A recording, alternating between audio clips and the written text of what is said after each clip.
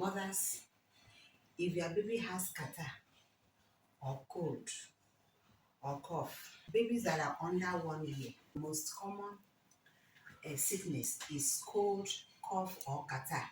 So if your baby has cold, cough, or catarrh, and especially as the rainy season is setting in gradually, don't lay your baby face up.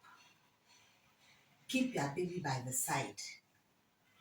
Don't lay your baby to sleep like this.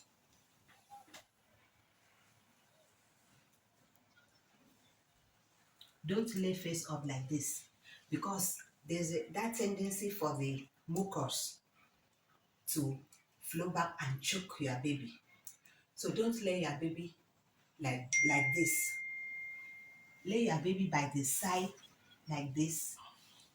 Fold like this. My beautiful client, she fold this baby flannel and put like this.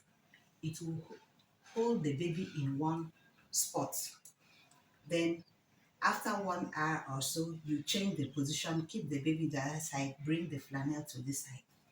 Don't lay your baby like this so that the mucus will not flow back and choke the baby. Thank you. And the rainy season is setting in.